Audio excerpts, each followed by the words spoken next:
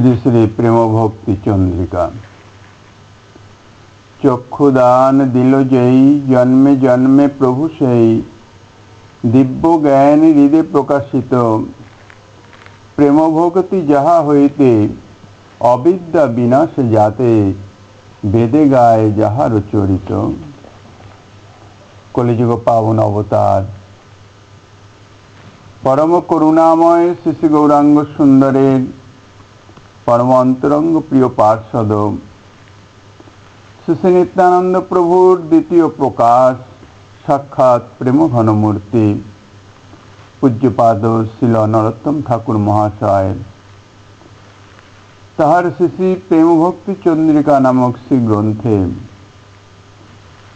শ্রী গুরুদেবের তত্ত্ব মহিমা বর্ণন প্রসঙ্গে বলছেন, চক্ষু দান দিল যেই, জন্মে জন্মে প্রভু সেই।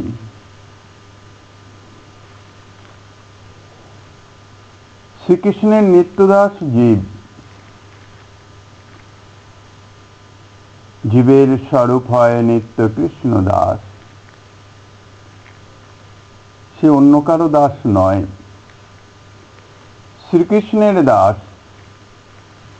স্বয়ং ভগবান ব্রজেন্দ্র নন্দন শ্রীকৃষ্ণ।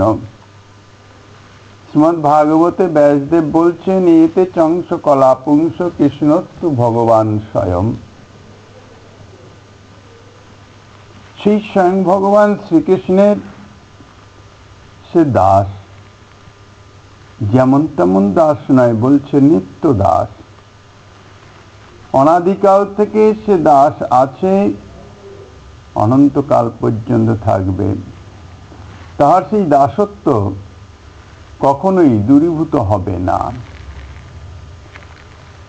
এখন শ্রীকৃষ্ণের নিত্যদাস জীব, কবিরাজ গোস্বামীপাদ বলেছেন, অল্প ভাগ্যে নাহি হয় দাস অভিমান।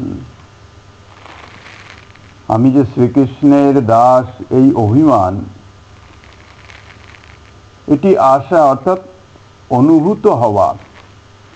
মনের মধ্যে যে বস্তুটি অনুভূত হয় সেই বস্তুরই অভিমান এসে উপস্থিত হয়। অভিমান কিছুটা গৌরব, গর্ব। যদি বিদ্যায় ভালো থাকে, পড়াশোনায় ভালো থাকে, তাহলে আমি পড়াশোনায় ভালো, এই অনুভবের থেকে পড়াশোনার অভিমান আসে। জাতিতে যদি বর্ণশ্রেষ্ঠ ব্রাহ্মণ জাতি হয়, সেই অনুভব থেকে জাতির অভিমান। যদি ধনাঢ্য পরিবারের হয়, আমার প্রভু তো ধন আছে, সম্পদ আছে, সেই অভিমান মানে অনুভবের থেকেই ধনের অভিমান আসে। এইরকম জড়জাগতিক সমস্ত কিছুর অন্তরে অনুভূতি হলেই তবেই সেটা অভিমানে রূপান্তরিত হয়। কিন্তু আমি কৃষ্ণের নিত্য দাস, এই অভিমানটি যেটি চিরসত্য শাশ্বত, সেটি জীবের হয় না। কেন হয় না? অনাদিকাল থেকে এসে সেটি ভুলে বসে আছে। জীবের স্বরূপ হয় নিত্য কৃষ্ণদাস, তাহা ভুলি গেল, সেই দোষে মায়া পিচাসী তার গলায় বাঁধিল। মায়া যদিও শ্রী গোবিন্দেরই বহিরঙ্গা শক্তি, শ্রী গোবিন্দের অনন্ত শক্তি, তার মধ্যে তিনটি মুখ্য বলেছেন। একটি স্বরূপ শক্তি বা অন্তরঙ্গা শক্তি, যাহার মাধ্যমে শ্রী গোবিন্দ নিজে লীলা করেন। অনাদিকাল থেকে শ্রী গোবিন্দের সান্নিধ্যে আছেন, শ্রী গোবিন্দের পার্ষদ রূপে বিরাজমান, ধাম রূপে বিরাজমান, সমস্ত কিছু রূপে, লীলার সহায়কারী, লীলার উপকরণ রূপে। আরেকটি হইতেছে বহিরঙ্গা মায়া, যেটা বহিরঙ্গা শক্তি, যেটা মায়া নামে অভিহিত। সেটি শ্রী গোবিন্দের থেকে সর্বদাই দূরে থাকে। কেননা কৃষ্ণ সূর্য সম, মায়া হয় অন্ধকার, যাহা কৃষ্ণ তাহা নাহি মায়ার অধিকার। আর তৃতীয় শক্তি হইতেছে জীব শক্তি। এই অনন্ত কোটি যে জীব নিচয়, তাহা সচ্চিদানন্দ শ্রী গোবিন্দের অংশ, যদিও অত্যন্ত অনুপরিমাণে। জীব স্বরূপের পরিচয় দিতে গিয়ে শ্রীমদ্ ভাগবতে বা অন্যান্য পুরাণাদি শাস্ত্রে বলেছেন, একটি কেশের অগ্রভাগকে যদি শতখণ্ড করা হয়, 100 ভাগে ভাগ করা হয়, তাহার আবার এক ভাগকে নিয়ে আবার পুনরায় যদি 100 ভাগ করা হয়, তাহলে তাহার একটি ভাগের যে পরিমাণটি হয়, জীবের স্বরূপ হচ্ছে ঠিক সেই পরিমাণ, ততটা অণু। সাধারণ চোখের কাকতা অনুবীক্ষণ যন্ত্রেও দেখা যাবে না, এই জন্য জীব স্বরূপের দেখা পায় না কেউ। অথচ ওই যে জীব স্বরূপ, জীব শক্তি, সেটি দুটি দেহ ধারণ করে। একটি সূক্ষ্ম দেহ, পঞ্চ জ্ঞানেন্দ্রিয়, মন, বুদ্ধি, চিত্ত, অহংকার, এইটি নিয়ে সূক্ষ্ম দেহ। আর একটি হচ্ছে স্থূল দেহ, পঞ্চভূতাত্মক, তৃতীয় তেজ মরুদ্ভম, এই 5টি মহাভূত দিয়ে এই স্থূল শরীরটি গঠন। স্থূল শরীরের নানাবিধ অবয়ব, পশু পক্ষী কীট পতঙ্গ থেকে শুরু করে সর্বশ্রেষ্ঠ অবয়ব হচ্ছে মনুষ্য শরীর। এখন জীব শ্রী ভগবানের শক্তির অংশ, চিদাত্ম স্বরূপ, নিত্য সত্য শাশ্বত চিৎ বস্তু, যার কখনো বিনাশ হয় না। গীতাতে শ্রী ভগবান বলেছেন, আত্মার বিনাশ নাই। আত্মাকে কেউ পোড়াতে পারে না, জলে ভেজাতে পারে না, কেউ কাটতে পারে না, কেউ মারতে পারে না। আত্মা অবিনশ্বর। তো সেই চিরাত্ম স্বরূপ হয়েও জীবের সেই স্বরূপ স্মৃতি কেন নাই? জীব তো এই যে স্থূল পঞ্চভূতাত্মক দেহকেই আমি বলে মনে করছে। চিদাত্ম স্বরূপ স্বরূপত সে শ্রীকৃষ্ণের নিত্য দাস। কি করে দাস হলো? শ্রীকৃষ্ণের শক্তি, শক্তির অংশ। শক্তি এবং শক্তিমান সম্বন্ধ একই, তত্ত্ব তো একই হলেও শক্তির কাজ হইতেছে সদা সর্বদাই শক্তিমানের সেবা করা। আর যে সেবা করে সে দাস। তো জীব যখন শ্রী ভগবানের শক্তি, অর্থাৎ শক্তির অংশ, তটস্থ শক্তি বা জীব শক্তি, ক্ষুদ্রাতি ক্ষুদ্র হলেও ভগবানেরই তো শক্তি।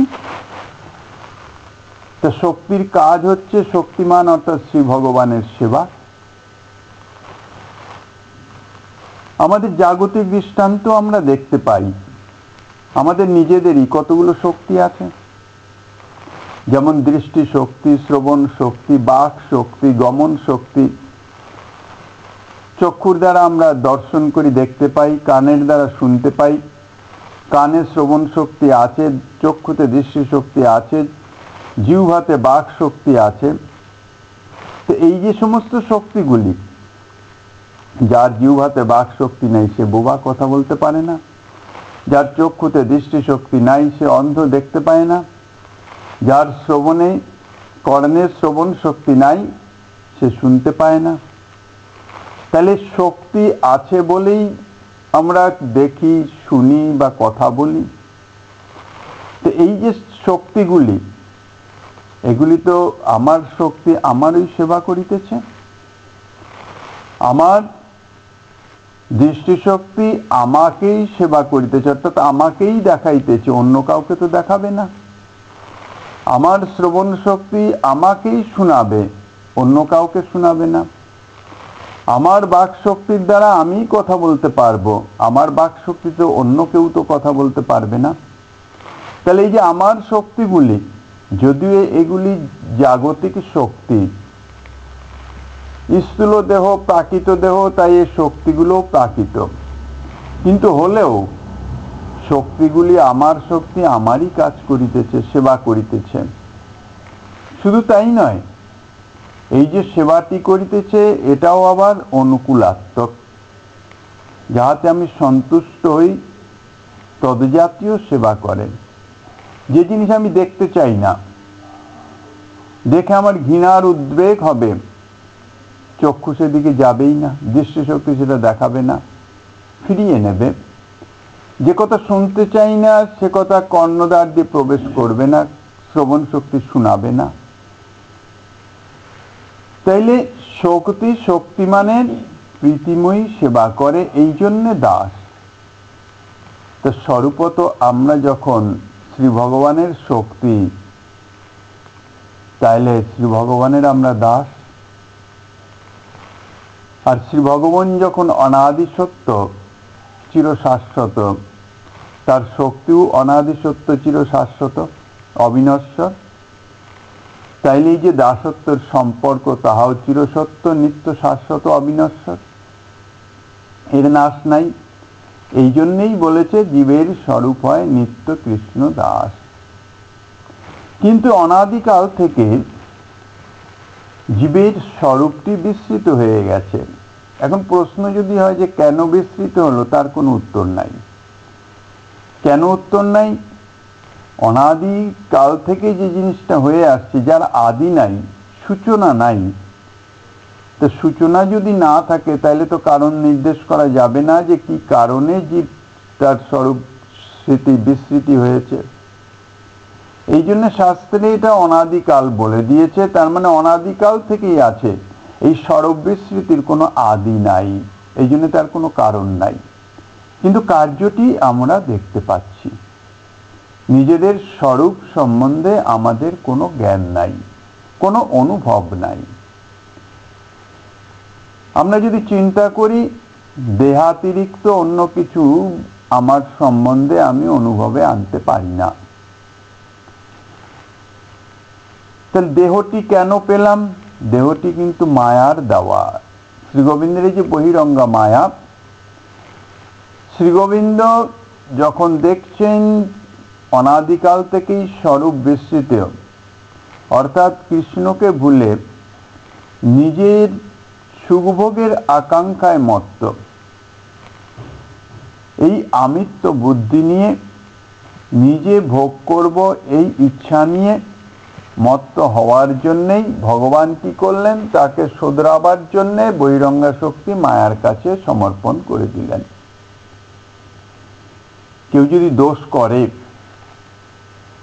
তাহলে যেমন তার বিচারে শাস্তি হয়, তাহাকে কারাগারে পাঠানো হয় কিসের জন্য? সংশোধনের জন্য। ঠিক সেই রকম মায়ার কারাগারে জীবকে পাঠানো হলো সংশোধন করে তার স্বরূপ জাগরণের জন্যে। এখন স্বরূপ বিস্মৃতি হওয়ার কারণটি যদি না বোঝা যায় তাহলে তো স্বরূপ জাগরণ হবে না। বহিরঙ্গা মায়ার কবলগ্রস্ত হয়ে বহিরঙ্গা মায়া কি করলো? স্থূল দেহ দিয়ে দিল, স্বরূপকে আবরণ করে দিল। আবরণাত্মিকা শক্তির দ্বারা জীবের স্বরূপকে আবরণ করে দিল, আর বিক্ষেপাত্মিকা শক্তির দ্বারা দেহে আমি বুদ্ধি এবং দেহ সম্বন্ধনীয় বস্তুতে আমার বুদ্ধি, এইটি জাগরিত করে দিল। তাহলে এই স্থূল দেহে পঞ্চভূতাত্মক দেহ, এটাই আমার অনুভবে আসছে, আর এটাই আমি। এইটি বুদ্ধি মানে আরোপিত বুদ্ধি নয়, এটা স্বাভাবিক বুদ্ধি। দেহ ছাড়া আমার সম্বন্ধে অন্য কিছু আমার অনুভবে আসে না। দেহের যদি ইন্দ্রিয়ের যদি সুখ বিধান হয় আমি সুখ অনুভব করি, ইন্দ্রিয়ের যদি দুঃখ বিধান হয় তাহলে আমি দুঃখ অনুভব করি। ইন্দ্রিয়ের সুখ দুঃখ অনুভব করছে মন, মনও প্রাকৃত। আর দৈহিক আদিতে, অর্থাৎ যে ব্যক্তি যে বস্তু যাহার মাধ্যমে এই শরীরের ইন্দ্রিয়াদি ইত্যাদি সুখানুভব করে তাহাকে আমার বলে মনে করছে। অর্থাৎ স্ত্রী পুত্র আদি ধন সম্পদ ইত্যাদিকে আমার বুদ্ধি করে। আর বাসনা মানে অনাদিকাল থেকে সসুখ বাসনা, নিজের সুখভোগের বাসনা। জগতে কেউ দুঃখ চায় না, সকলেই সুখ চায়, এবং সুখ প্রাপ্তির নিমিত্ত হেন কর্ম নাই যা সে করে না বা করার চেষ্টা করে না। এই বাসনার উপরে নির্ভর করে, বাসনা অনুযায়ী বাসনাটি তার মনের মধ্যে অর্থাৎ চিত্তের মধ্যে একটা সংস্কার বা ছাপ ফেলে দেয়। যে জাতীয় বাসনা মনে উদয় হচ্ছে, সঙ্গে সঙ্গে তার ছাপ অর্থাৎ তার নকল চিত্তের মধ্যে হয়ে যাচ্ছে, সেটা হচ্ছে সংস্কার। আর সেই সংস্কার অনুরূপ জীবের চিত্তে বাসনা হলেই সে বাসনা পূরণ হবেই, ভগবান তার বাসনা পূরণ করবেই।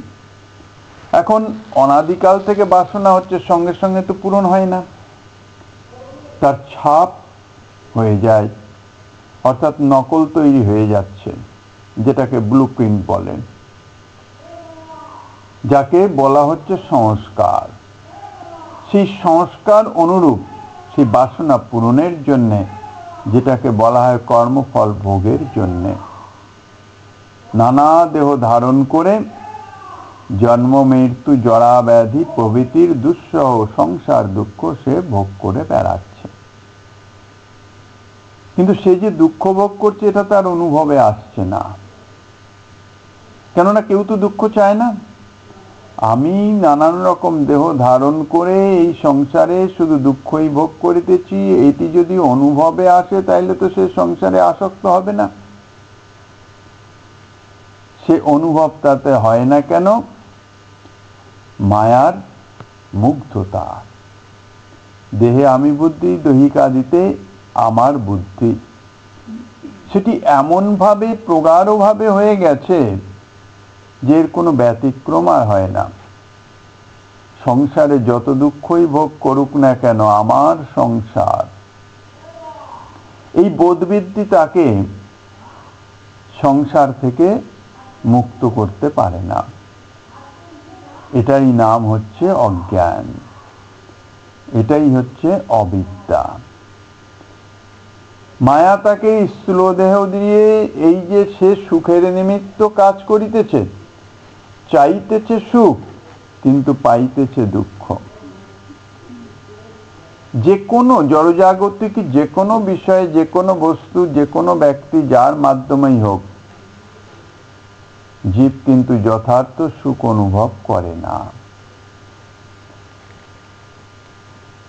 এখন অনেকেই বলে আমি তো বেশ সুখেই আছি স্ত্রী পুত্র পরিজন নিয়ে, কিন্তু তত্ত্বত বিচার করলে সেটি যথার্থ সুখ নয়, সুখ বলে প্রতীয়মান হচ্ছে। স্বপ্নে যেমন আমরা যদি একটা সুখকর স্বপ্ন দেখি, যতক্ষণ স্বপ্নে দেখছি ততক্ষণ তো সুখী মনে হচ্ছে, সুখ অনুভবও হচ্ছে, কিন্তু বাস্তবিক এই জগতে কোনো কিছু সুখময় বস্তু নাই, সুখ নাই এ সংসারে। আছে মায়ার পরপারে, আছে সুখের আকার ধরে তোমায় দুঃখ দিবার তরে। বাস্তবিক এ সংসারে যথার্থ সুখ নাই, যার জন্য সংসারকে মহাজনগণ বা শাস্ত্রে বলেছেন দুঃখালয়ম, দুঃখের আলয়। আলয় অর্থাৎ ঘর, স্থান। যেমন পুস্তকালয়, যেখানে পুস্তক বিক্রি হয়, ঔষধালয়, যেখানে ঔষধ পাওয়া যায়, সেই রকম এই সংসার হচ্ছে দুঃখালয়, যেখানে শুধু দুঃখ ছাড়া অন্য কিছু নাই। তাহলে আমাদের সুখ অনুভব হচ্ছে কেন? সুখ অনুভব হচ্ছে, এটাও তো বাস্তব সত্য। সংসারে যদি বাস্তবিক সুখের কিছু না থাকে তাহলে সুখ অনুভব হবে কি করে? এই জন্য বলেছেন স্বপ্নবৎ, প্রতীতি মাত্র। যদি স্বপ্নে আমরা দেখি কোনো উত্তম ভোজ্য বস্তু ভোজন করিতেছি, কি তৃপ্তি, কি সুন্দর স্বাদ, বাস্তবিক সেখানে কোনো ভোজ্য বস্তুও নাই, আর তত্ত্বত আমি তাহা ভোজনও করিতেছি না। কিন্তু যতক্ষণ স্বপ্ন দেখছি ততক্ষণ তো সেই আস্বাদটি সেটি তো অনুভব হচ্ছে, প্রতীতিত হচ্ছে, সেটা তো মিথ্যা নয়। সেই জন্য বলছে সংসারের যে সুখানুভূতি সেটি হচ্ছে বাস্তব সুখ নয়, সেটি হচ্ছে সুখ প্রতীতি মাত্র। এখন এই যে সুখের প্রতীতিটি বাস্তবিক যেটা সুখ নয়, সে অনুভবটি কখন আসবে?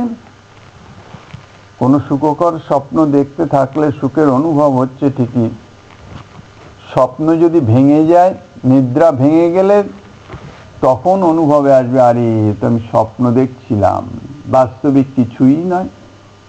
এবং স্বপ্নের যে সুখের অনুভব সে করছিল তার প্রতি তার বিন্দুমাত্র আর আকর্ষণও থাকবে না। তা আমরা তো সেই রকম মোহনিদ্রায় নিদ্রিত হয়ে আছি। বাস্তবিক এই জগতে সুখময় কিছু নাই।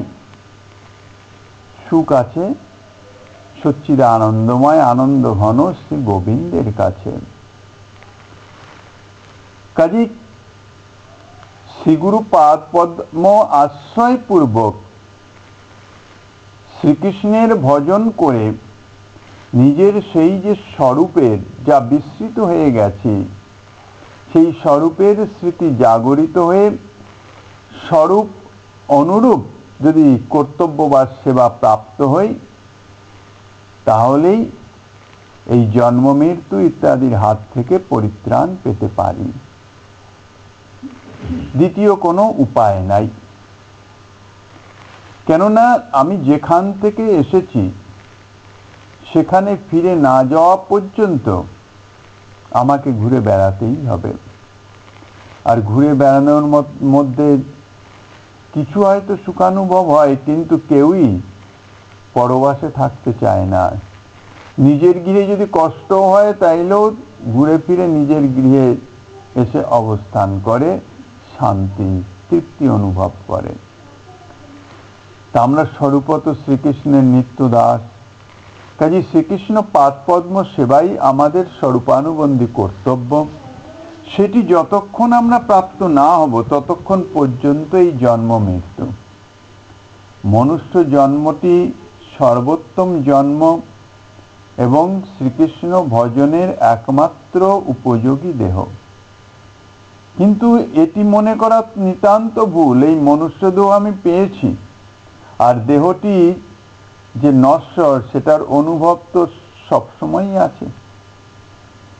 প্রতি মুহূর্তে আমাদের দেহের পরিবর্তন হচ্ছে, এত সূক্ষ্মভাবে হচ্ছে যে সেটি আমরা সঙ্গে সঙ্গে অনুভব করতে পারছি না ঠিকই, কিন্তু 5 বছর 10 বছর আগে আমি কিরম ছিলাম সেটি যদি চিন্তা করি, জন্মলগ্নে কিরকম ছিলাম, জন্ম তো হয়েছে, জন্মলগ্নে কিরকম ছিলাম, তারপরে কিরকম ভাবে ধীরে ধীরে ধীরে ধীরে শরীর বর্ধিত হচ্ছে।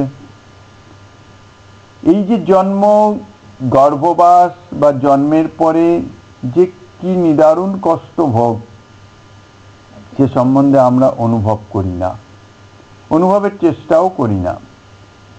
একটি শিশু কি কষ্ট করছে সে কিছু বলতে পারে না। কোনো রকম কষ্ট অনুভব হলে ক্রন্দন ছাড়া আর কিছু নাই। এ তো গেল গর্ভবাসের কথা, কিন্তু জন্মের আগে আমি কোথায় ছিলাম এ সম্বন্ধে তো কোনো ভাবনা চিন্তা প্রশ্নই নাই। আবার প্রতিনিয়ত দেহ পরিবর্তিত হচ্ছে, হতে হতে এক সময় দেহ তো সমাপ্তি হবেই, চোখের সামনেই তো দেখিতেছি। আমাদের পূর্বপুরুষগণ একে একে চলে যাচ্ছেন। জন্ম হচ্ছে, বর্ধিত হচ্ছে শরীর, ধীরে ধীরে যৌবন, যৌবন থেকে তারপরে পৌর বার্ধক্য, তারপরে দেহপাত। এটা তো স্বাভাবিক নিয়ম। এর মধ্যেও জন্মলগ্নে গর্ভেই কত জীব বিনষ্ট হয়ে যাচ্ছে, জন্ম হয়ে দেহত্যাগ হয়ে যাচ্ছে। বাল্য, পৌগণ্ড, কৈশোর, যৌবন, প্রৌঢ়, যে কোনো অবস্থাতেই দেহত্যাগ হচ্ছে। দেহের বিন্দুমাত্র ভরসা নাই যে আমি কতক্ষণ বাঁচব। কাজেই এই দেহ সম্বন্ধে যদি কেউ চিন্তা করে, আত্মবিশ্লেষণ। এই জন্য নিজের সম্বন্ধে বিশ্লেষণ করা উচিত। কেন দেহটি আমি নয়, এটা চিরশাশ্বত কথা। দেহের সম্বন্ধে সবসময় কিছু বলতে গেলে আমার দেহ, আমার শরীর, আমার চোখ, আমার হাত, আমার পাও, আমার বলি, কিন্তু আমি কে? সনাতন গোস্বামীপাদ তাই প্রশ্ন করেছিলেন মহাপ্রভুর কাছে, কে আমি, কেন মোরে যারে তাপত্রয়? এই যে ত্রিতাপ জ্বালা, আদি দৈবিক, আদি ভৌতিক, আধ্যাত্মিক, এই তিনটি জ্বালা, মানে আমরা যত রকম দুঃখ অনুভব করি সেটিকে মোটামুটি 3 ভাগে ভাগ করে দেওয়া হয়েছে। সেই জন্যই বলা হয় ত্রিতাপ জ্বালা। 3 রকমের তাপ আমরা সদা সর্বদাই অনুভব করি, ভোগ করি। সেটি কেন ভোগ করি? কে আমি? এটি আমাদের প্রত্যেকেরই অন্তত চিন্তা করা উচিত, অনুসন্ধান করা উচিত। কেননা কে আমি, এই অনুসন্ধান যদি করা যায়, নিজের সম্বন্ধে যদি কিছু অনুভবে আসে, তাহলেই কি আমার কর্তব্য সে সম্বন্ধে অনুভব আসবে। যতক্ষণ পর্যন্ত নিজের স্বরূপ না জানা যায়, ততক্ষণ আমার যথার্থ কি কর্তব্য, আমার কি কাজ, সে সম্বন্ধে তো অনুভব আসবে না। জন্ম মৃত্যু হচ্ছেই, আর জন্ম মৃত্যুতে যে কি কষ্ট যার হয় সেই জানে। জন্মলগ্নে যে কি কষ্ট জন্মের পরে তা আমাদের স্মৃতিতে নাই। গর্ভবাসে যে কি কষ্ট পেয়েছি বিন্দুমাত্র স্মৃতিতে নাই। আর মৃত্যুতে যে কি যন্ত্রণা ভোগ করতে হবে দেহত্যাগের সময়, যারা দেহত্যাগ করে তারা তো ফিরে এসে বলে না কেউ। যতক্ষণ নিজে না শরীর ছাড়ছি ততক্ষণ সেই কষ্ট সম্বন্ধে কোনো অনুভব আসবে না, কোনো কল্পনাও আসবে না। অথচ এটা কষ্ট। শাস্ত্রে বলেছেন, মহাজনগণ বলছেন, এটা স্বাভাবিক। শরীরে যদি একটু কোনো ব্যাধি আসে, কোথাও যদি একটু যন্ত্রণার অনুভব হয়, তাহলেই আমরা কত কষ্ট অনুভব করি। শরীরটি আমাদের এত প্রিয়, সেই শরীরটিকে কত যত্ন করি। মৃত্যু মানে শরীরটাকে ছেড়ে দিতে হবে। চোখের সামনে শরীরটা তো অগ্নিদগ্ধ করে পুড়িয়ে দিচ্ছে। এখন এই শরীরে এক কোনায় একটু আগুনের ছ্যাঁকা লাগলেই কি কষ্ট অনুভব হয়, তাহলে এই শরীরটা ছাড়তে কি রকম কষ্টের অনুভবটা হবে। কিন্তু সে সম্বন্ধে তো আমাদের অনুসন্ধান নাই বলে আমরা আগে অনুভব করতে পারি না। জন্ম মৃত্যু, জরাব্যাধি প্রভৃতি যে দুঃসহ সংসার দুঃখ নিরন্তর ভোগ করে বেড়াচ্ছি, কিন্তু সে সম্বন্ধে কোনো অনুভব নাই। প্রচন্ড তাপ, গরম, সেই তাপের মধ্যে, প্রচন্ড সূর্য তেজের মধ্যে পথ চলতে হচ্ছে, গরমে ত্রাহি ত্রাহি অবস্থা। এখন কি কষ্ট অনুভব। চলতে চলতে যদি পথের পার্শ্বে একটি বটবৃক্ষের ছায়ায় এসে দাঁড়ানো হয়, তখন শরীর শীতল হয়ে যায়। আহ, কি শান্তি, সমস্ত দুঃখ দূরীভূত হয়ে যাচ্ছে। কিন্তু বাস্তবিক কি সেখানে কোনো সুখের বিষয় আছে? সুখের বস্তু কিছু পেয়েছে? তা তো পায় নাই। এই যে সে প্রচন্ড সূর্যতাপে পথ চলতেছিল, সেই পথ চলার সাময়িক নিবৃত্তিতে তার সুখের অনুভব হচ্ছে। অর্থাৎ দুঃখের সাময়িক নিবৃত্তিতে সুখানুভব, বাস্তব সুখ কিছুই নাই। বাস্তব সুখ সে পাচ্ছে না, কিছু সুখকর কোনো বস্তু সেখানে নাই। তা আমাদের সংসারের যে সুখানুভব, স্ত্রী পুত্র পরিজন বিষয় বৈভব ইত্যাদি, তা হচ্ছে এই রকমই সাময়িক দুঃখের নিবৃত্তি বা অবসান। কিন্তু এই যে সুখানুভবটি, সেটি চলে যাবে, কারণ তাকে আবার পথ চলতেই হবে, আবার দুঃখ ভোগ করতে হবে। তা সংসার যাত্রায়, জীবন যাত্রায় আমাকে প্রতি মুহূর্তে তো চলতেই হচ্ছে, দুঃখ ভোগ করতেই হবে। এখন এই দুঃখের অনুভব যদি আসে, সনাতন গোস্বামীপাদ যে মহাপ্রভুর কাছে প্রশ্ন করলেন, কে আমি কেন মোরে যারে তাপত্রয়, তিতাব জ্বালায় আমি জর্জরিত হচ্ছি কেন? এই যে তিতাব জ্বালায় জর্জরিত হচ্ছি, এই অনুভব না আসলে তো এই প্রশ্ন জাগবে না। যদি কারো কোনো ভাগ্যে এই অনুভব আসে যে বাস্তবিক সংসারে তো কোনো সুখ পাচ্ছি না, কোনো শান্তি নাই, নিরন্তর জ্বালা দুঃখই ভোগ করছি, তার মধ্যে দেহ তো এই গেল বলে, দেখতে দেখতেই তো বৃদ্ধ হয়েছে, বৃদ্ধ প্রৌঢ়ত্ব বার্ধক্য এসে উপস্থিত,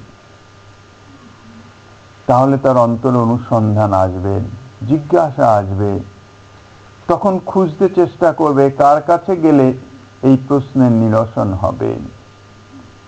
কবিরাজ গোস্বামীপাদ শ্রীমন মহাপ্রভুর শ্রীমুখ দিয়ে তার উত্তর দিয়েছেন, কৃষ্ণ নিত্য দাস জীব তাহা ভুলি গেল, সেই দোষে মায়া তার গলায় বাঁধিল। শ্রীকৃষ্ণের নিত্যদাস জীব, এটা তার স্বরূপ। জীব সেটি ভুলে গেছে সসুখ বাসনার জন্যে, আর সেই কারণেই মায়া তাকে বন্ধন করেছে, কারাগারে নিক্ষেপ করেছে। দোষটা হচ্ছে কৃষ্ণ বিস্মৃতি। এখন যতক্ষণ মায়ার হাত থেকে না মুক্ত হচ্ছি, ততক্ষণ পর্যন্ত নিজের স্বরূপের অবস্থিতি আর আসবে না। কারণ কারাগার থেকে মুক্ত না হলে তো আর নিজের গৃহে যেতে পারবে না। যতক্ষণ সে কারাগারের মধ্যে আছে, কারাগারে যে সমস্ত আসামিগুলি থাকে তাদের সাধারণ জীবনযাত্রা নাই, সাধারণ পোশাক নাই, একই পোশাক পরিধান করে দেয়, আর একটা নাম্বার তার পরিচয়, কয়েদি নাম্বার। সেখান থেকে যখনই সে বেরোচ্ছে তখনই তার নাম, পরিচয়, স্বাভাবিক পোশাক সবই আসছে। তা আমরা সবই মায়ার কারাগারে বন্দি, কয়েদি। যতক্ষণ না এর থেকে মুক্ত হচ্ছি ততক্ষণ পর্যন্ত আমার নিজের যে কাজ সেটি আমি করতে পারছি না। তা আমার নিজের কাজ কি? কৃষ্ণ দাসত্ব, সেটি আমি পাচ্ছি না। তাহলে এখন দোষটা যদি বোঝা যায় যে এটি আমার দোষ হয়েছে, কৃষ্ণ ভুলে গেছি, তাহলে কৃষ্ণ স্মৃতি যদি আসে তাইলে দোষ খালন হয়ে যাচ্ছে। আর দোষ খালন হলে মায়া তো আর রাখবে না। কারণ মায়ার কাজ হচ্ছে এই দোষের জন্যে, সেই দোষে মায়া তার গলায় বাঁধিল। কৃষ্ণকে ভুলে গেছি, কৃষ্ণ নিত্য দাস জীব তাহা ভুলি গেল, আমি যে কৃষ্ণের নিত্য দাস এটি ভুলে গেছি, এই দোষেই মায়া আমাকে আবদ্ধ করেছে। তাহলে আমি কৃষ্ণের নিত্য দাস এটি যদি আমার স্মৃতিতে এসে যায়, তাইলে আর মায়া আমাকে আটকাতে পারে না, মায়া ছেড়ে দিবে। কিন্তু এই স্মৃতিটা কি করে আসবে? কোনোভাবে মনে ভাবনা করলে তো আসে না, এসব স্মৃতি তো আসে না। দেহটি আমি কে, আমি অমুক একটা নাম বা ধনী জ্ঞানী পণ্ডিত কুলীন, এ আমার স্ত্রী পুত্র পরিজন, আমার অমুক আমার তমুক, আমার বাড়ি আমার সম্পদ, এই তো সমস্ত স্মৃতিতে আছে। শ্রীকৃষ্ণের সঙ্গেও কোনো খোঁজ নাই, আর তার দাসত্বের সম্বন্ধেও কোনো অনুভব নাই। তো সেটি কি করে পাওয়া যাবে? সেই স্মৃতিটা আসবে কি করে? কারণ যতক্ষণ পর্যন্ত সেই স্মৃতি না আসছে, দোষ খালন না হচ্ছে, ততক্ষণ মায়া তাকে ছাড়ছে না, মায়া কারাগার থেকে মুক্ত করবে না। তাহলে আগে আমার দরকার হচ্ছে কৃষ্ণ স্মৃতি, না কৃষ্ণ স্মৃতি মানে আমি যে তার নিত্যদাস, সেই স্মৃতি, স্বরূপ স্মৃতি। তার উদ্দেশ্যে মহাপ্রভু বলছেন, তাতে কৃষ্ণ ভজে করে গুরুর সেবন, মায়াজাল ছুটে পায় কৃষ্ণের চরণ। তাহলে সেই স্মৃতিটি আসবে কি করে? যদি শ্রীকৃষ্ণ ভজনা করে। শ্রীকৃষ্ণ ভজন পাবে কোত্থেকে? শ্রীগুরু পাদপদ্ম থেকে। তো সেই শ্রীকৃষ্ণ ভজনটি সিদ্ধ হবে কি করে? গুরুদেবের সেবা করতে করতে। শ্রী গুরুদেবের সেবা করলে শ্রী গুরুদেবের প্রসন্নতাতে তাহার এই যে অজ্ঞান অন্ধকার দীর্ঘদিনের অনাদিকালের এই যে দেহে আমি, দেহ দৈহিক ইত্যাদিতে আমার বোধ, এই যে অজ্ঞান, এটি দূরীভূত হয়ে যাবে শ্রী গুরুদেবের কৃপায় বা উপদেশ মন্ত্রে। বলছে তাতে কৃষ্ণ ভজে করে গুরুর সেবন, মায়াজাল ছুটে পায় কৃষ্ণের চরণ। প্রথম শ্রী গুরুদেবের পাদপদ্ম আশ্রয় করে, শ্রী গুরুদেবের সেবা করে, শ্রী গুরুদেবের উপদেশে শ্রীকৃষ্ণ ভজন করতে থাকলে অনাদিকাল থেকে এই যে স্বরূপ বিস্মৃতি আর জড়জাগতিক বিষয়ে আসক্তি, এটি ধীরে ধীরে ধীরে ধীরে দূরীভূত হতে থাকবে। অজ্ঞানটি দূরীভূত হতে থাকবে, জ্ঞানালোক প্রজ্বলিত হতে থাকবে। যেমন রাত্রির অন্ধকার সূর্যোদয়ের প্রাককালে ধীরে ধীরে ধীরে ধীরে আস্তে আস্তে চতুর্দিক আলোকিত হতে থাকে। ঝট করে তো আর সূর্যদেব ওঠে না, ঝট করে আলো আসে না। অন্ধকার ঘরের মধ্যে যদি সুইচ দিয়ে দিলাম, ঝট করে আলো এসে উপস্থিত হলো, কিন্তু এটা সেরকম তো নয়। আমাদের যে অজ্ঞান অন্ধকার আছে সেটি রাত্রির মতন। শ্রীকৃষ্ণ ভজন, শ্রী গুরুদেবের সেবা ইত্যাদি করতে থাকলে ধীরে ধীরে জ্ঞান তখনও এসে পারে নাই, কিন্তু আস্তে আস্তে আলো ফুটতে থাকে। অর্থাৎ চিত্তের যে জড়জাগতিক বিষয়ের আসক্তিগুলি, এগুলি যে অনিত্য অকিঞ্চিতকর, এগুলি যে দুঃখদায়ী, এই অনুভবটি আসতে থাকে। এগুলি সব অনুভবের বিষয়। যতক্ষণ অনুভবে না আসবে ততক্ষণ পর্যন্ত তাকে হাজার বললেও সে সেটি মানতে পারবে না। সে তো বলে আমি খুব ভালোই সুখে আছি, কোথায় দুঃখ সংসারে? সংসারে যতই লাথি ঝাঁটা খাক না কেন, দুঃখ কষ্ট হোক না কেন, সে সেটাকে দুঃখ বলে মানতে পারবে না, কেননা তার অনুভবে নাই। মোহগ্রস্ত। সুরাপান করে কেউ যদি মত্ত অবস্থায় থাকে, তার যেমন অনুভব থাকে না। সে কোথায় পড়ে আছে, নালিতে পড়ে থাকলেও সে মনে করে আমি দুগ্ধ ফেন নিব, শয্যায় শুয়ে আছি। নালিতে পড়ে আছে, কষ্ট পাচ্ছে, কিন্তু তার সে অনুভব নাই। সে মনে করছে আমি তো সুন্দর শয্যায় শুয়ে আছি, কেননা সে মোহগ্রস্ত। আমরাও ঠিক সেই রকম কষ্ট ভোগ করছি, কিন্তু সে কষ্টকে কষ্ট বলে অনুভবে আসছে না। তো এটা যদি ভজন করা যায়, ভজন করতে থাকলে ধীরে ধীরে কি হবে, মোহটা যেমন অন্ধকার ধীরে ধীরে দূরীভূত হতে থাকে, আলো ফুটতে থাকে, তেমনি অজ্ঞান ধীরে ধীরে চলে যাবে, মোহটা ধীরে ধীরে কাটতে থাকবে। যেমন খুব গভীর ঘুমে যদি মগ্ন থাকে কেউ, হঠাৎ জেগে উঠতে পারে না, তার ঘুমটা ভাঙলে ধীরে ধীরে ধীরে ধীরে আস্তে আস্তে তার সেই নিদ্রার যে আবেশটি কেটে গেলে তখন সে পরিপূর্ণ সচেতন। ঠিক তাদৃশ এইভাবে ধীরে ধীরে ভজনা করতে করতে যখন তার জ্ঞান ফুটবে, স্বরূপ স্মৃতি এসে যাবে, মায়াজাল ছুটে পায় কৃষ্ণের চরণ। মায়াজাল ছোটে মানে মায়ার যেই অন্ধকার, এই যে অজ্ঞান বা এই যে মোহ, এটি ধীরে ধীরে ধীরে ধীরে কেটে যায়, পরিষ্কার হয়ে যায়, নিজের স্বরূপের স্মৃতি আসে, তখন সে স্বরূপানুবন্ধী সেবা প্রাপ্ত হতে পারে। শ্রীমন মহাপ্রভু নিজেই উপায়টি বলে দিলেন। তাহলে এর জন্যে একান্ত প্রয়োজন হচ্ছে শ্রীগুরু পাদাশ্রয় এবং শ্রী গুরুদেবের সেবনরূপ ভজন। গুরুর সেবন অর্থাৎ গুরুদেবের সেবার মধ্যেই সমস্ত কিছু নিহিত আছে। তার আজ্ঞা পালনটাও সেবা। তিনি যে উপদেশ দিচ্ছেন, উপদেশানুরূপ ভজন করা, সেটাও গুরুদেবের সেবা।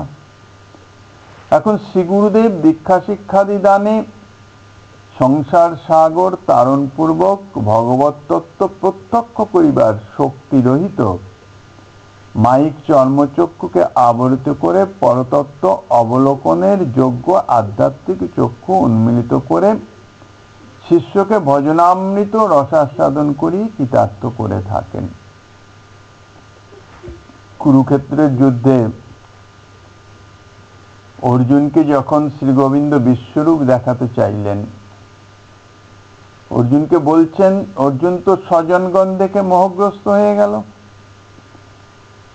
সবই তো চারিদিকে অর্থাৎ বিরোধী পক্ষে সবই আমার স্বজন আত্মীয়জন।